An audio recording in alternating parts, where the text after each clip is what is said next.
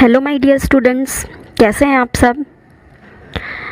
कक्षा 12वीं रसायन अध्याय 5 पृष्ठ रसायन। एक बार फिर मैं आप लोगों के सामने हूँ पृष्ठ रसायन वाले अध्याय का थर्ड पार्ट लेकर भाग 3।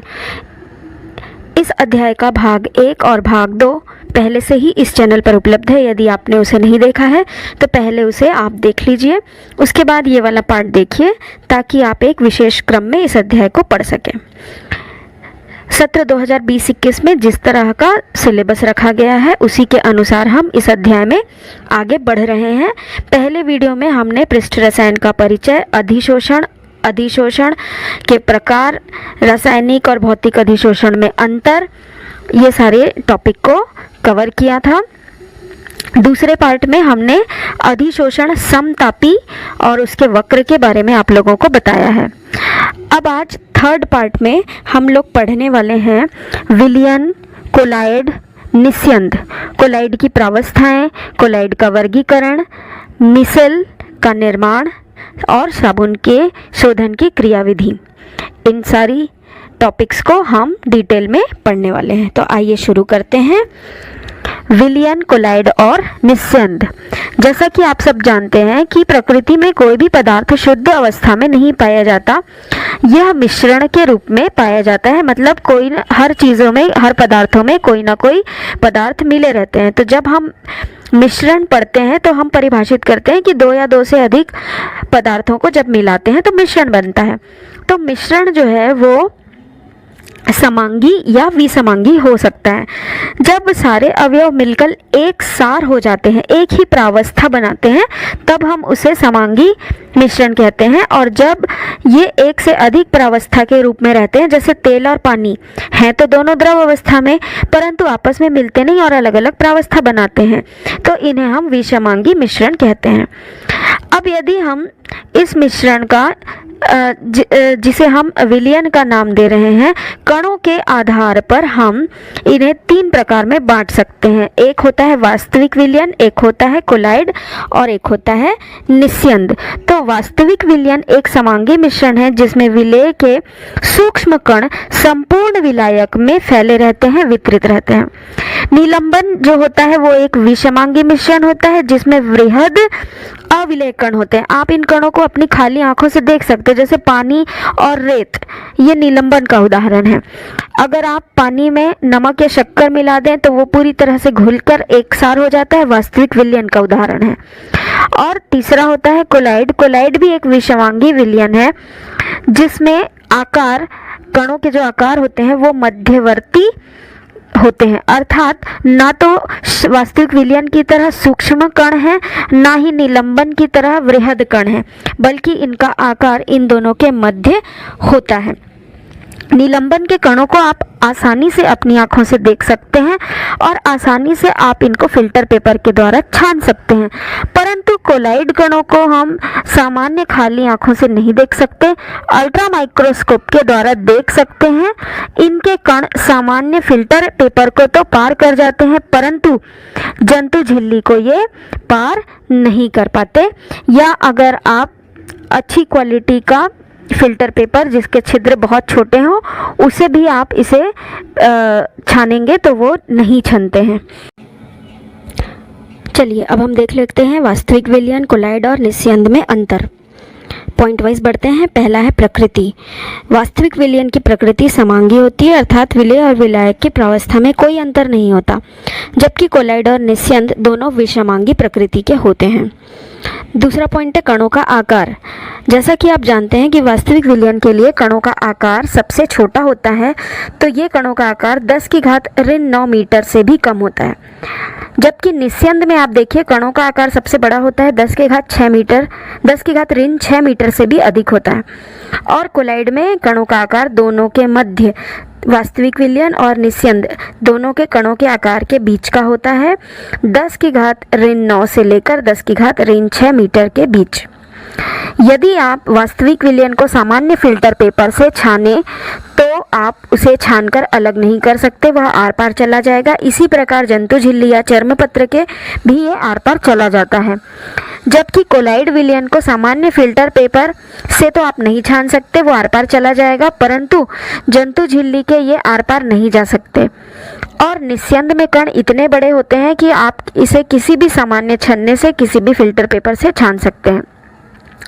वास्तविक विलयन में कण के आकार इतने छोटे होते हैं कि अगर आप इन्हें स्थिर रख दो तो ये तली पर नहीं बैठेंगे, जबकि निस्यंद में कणों के आकार नीचे तली पर बैठ जाते हैं। और कोलाइड में भी कण लगातार गतिशील रहते हैं, इसीलिए वह तली पर नहीं बैठते। गुरुत्वाकर्षण बल का प्रभाव कोलाइड और वास्तविक विलयन पर नहीं पड़ता, जबकि निस्यंद के कण नीचे बैठ जाते हैं। दृश्यता अगर हम देखें विजिबिलिटी, तो वास्तविक विलयन में कण आपको दिखाई नहीं देंगे, जबकि कोलाइड में अल्ट्रा माइक्रोस्कोप में प्रकाश के प्रकीर्णन के द्वारा आप इनके कणों को देख सकते हैं। और निस्यंद में आप कणों के आकार को खाली आंखों से भी देख सकते, क्योंकि इनके कण के आकार बहुत बड़े होते हैं। लास्ट पॉइंट है कणों का विसरण।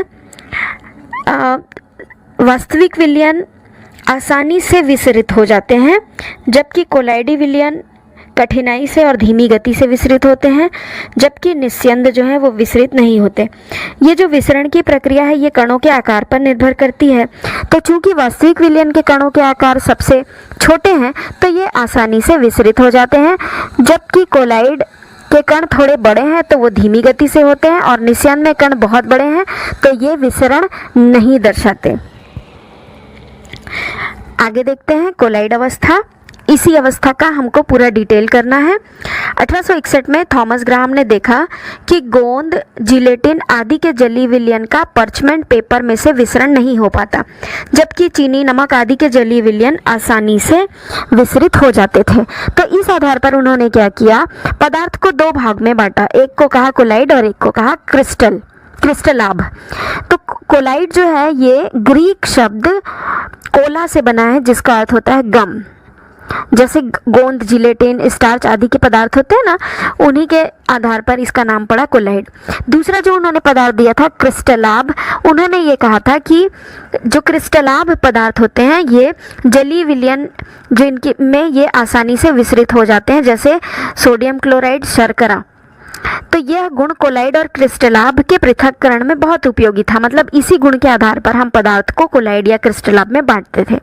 परंतु ये जो वर्गीकरण था जो ग्राहम ने दिया था ये पूर्ण रूप से संतोषजनक नहीं था, क्योंकि कोई विशेष यौगिक एक विलायक में कभी क्रिस्टलाभ की तरह गुण दर्शाता था तो दूसरे विलायक में कोलाइड की तरह। जैसे मान लो आप सोडियम क्लोराइड को पानी में घोल दो तो वो क्रिस्टलाभ है, यानी कि आसानी से विसरित हो जाता है, परंतु अगर आप उसको बेंजीन में घोलते हैं तो वो कोलाइड की भांति व्यवहार करने लगता है। इसी प्रकार साबुन का जलीय विलयन कोलाइड है, लेकिन आप अल्कोहल में घोल दो तो वो क्रिस्टलाभ बन जाता है। तो इस वर्गीकरण का कोई बहुत ज़्यादा महत्व नहीं था। फिर कोलाइड की प्रावस्थाएं समझ लेते हैं।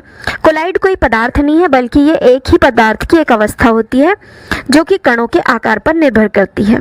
तो कोलाइड की प्रकृति जो विषमांगी है और इसमें दो प्रावस्थाएं होती हैं, एक कहलाती है परिक्षिप्त प्रावस्था और एक होता है परिक्षेपण माध्यम। तो परिक्षिप्त प्रावस्था, परिक्षेपण माध्यम को हम इस तरह से समझें जैसे विलयन में विलेय और विलायक होता है। हम विलेय किसे कहते हैं, जो अल्प मात्रा में होता है।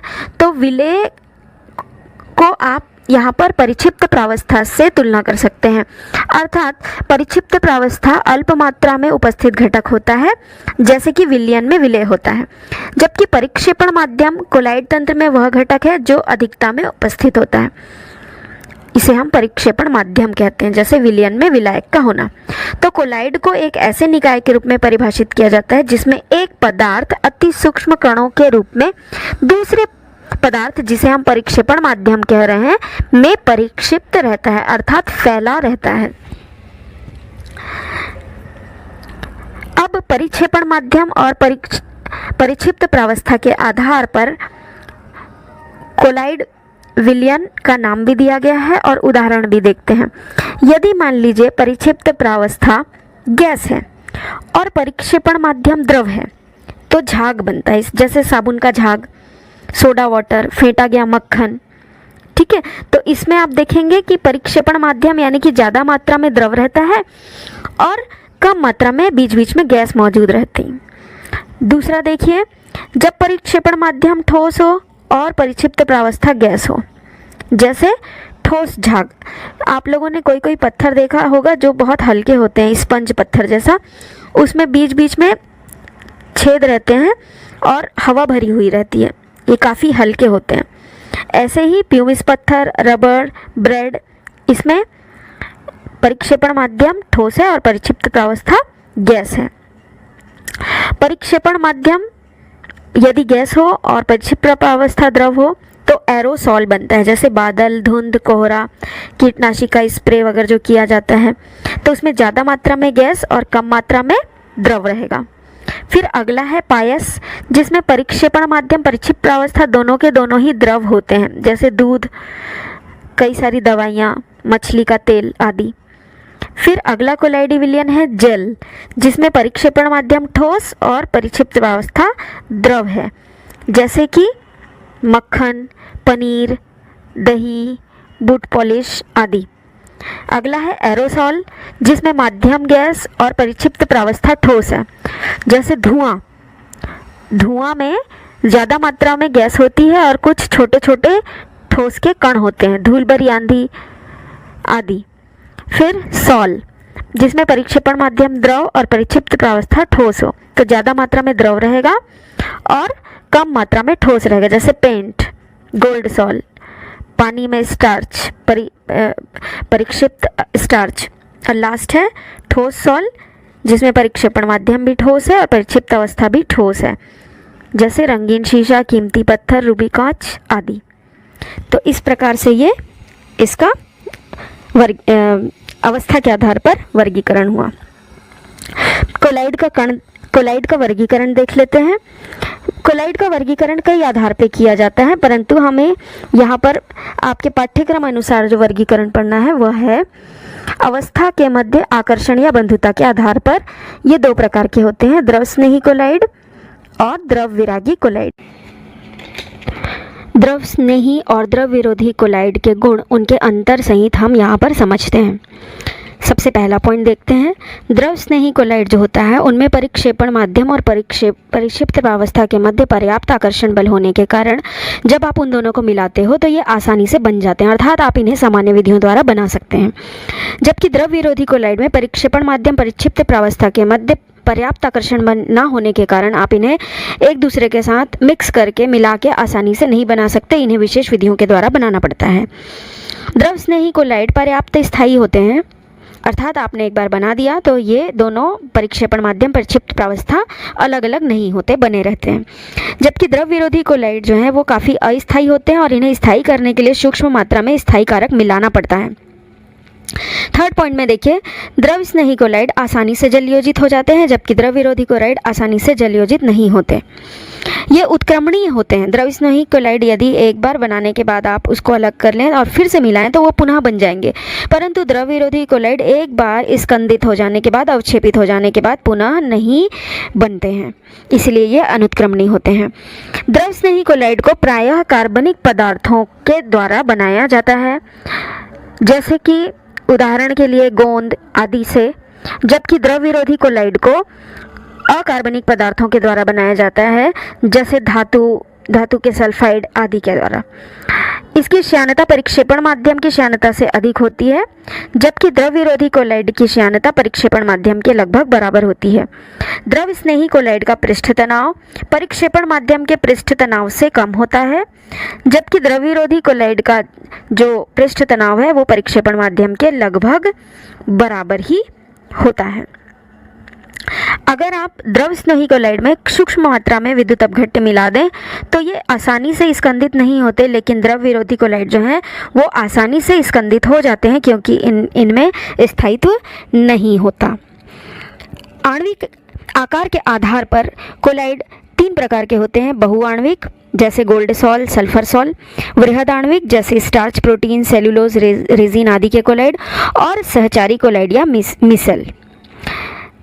तो हमें मुख्य रूप से मिसेल के बारे में पढ़ना है, फिर भी हम आपको बहुआण्विक के बारे में थोड़ा सा बता देते हैं।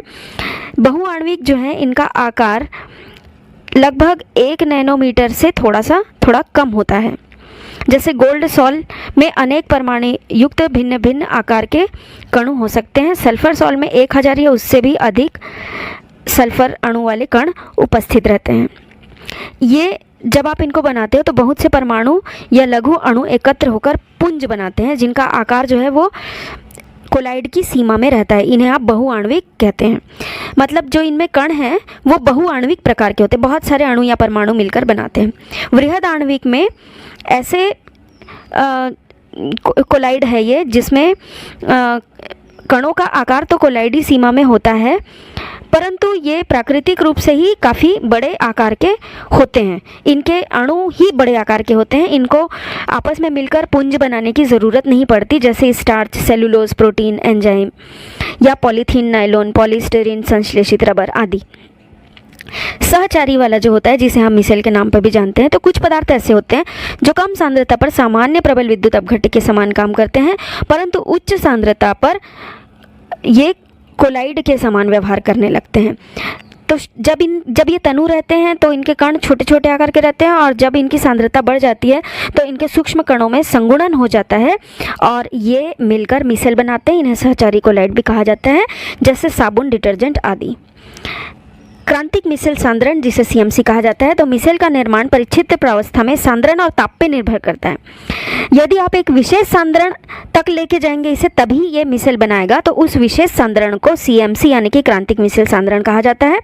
और वह विशेष ताप क्राफ्ट ताप, जिसे टीके से दर्शाते हैं, कहलाता है। जैसे साबुन के लिए सीएमसी का मान जो है वो 10⁻⁴ से लेकर 10⁻³ मोल प्रति लीटर होता है। इसी सांद्रण के ऊपर साबुन मिसेल का निर्माण कर पाते हैं। इससे कम पर ये सामान्य विद्युत अपघट्य की भांति काम करते हैं। अब यहाँ पर हम देखते हैं कि जो ये साबुन है उसके अणु की संरचना कैसे होती है। इसमें 2 प्रकार का सिरा होता है। एक कहलाता है हाइड्रोफिलिक यानी कि द्रव स्नेही सिरा, जिसे हम जल रागी शीर्ष भी कहते हैं, और दूसरा जो पूंछ वाला भाग होता है उसे हम कहते हैं द्रव विरोधी। जैसे आप यहाँ पर देख सकते हैं, ये पूंछ वाला भाग है, ये द्रव विरोधी है, और ये सिरा वाला भाग है, ये द्रव रागी है। तो अगर आप संरचना देखें तो ये यहाँ पर जो OONA दिखाई दे रहा है आपको, ये वाला भाग जल स्नेही होता है, और बाकी जो इसका स्टेरेट आयन जो CH2 वाली जो पूरी सीरीज़ होती है, ये द्रव विरोधी होती है, ये वाली।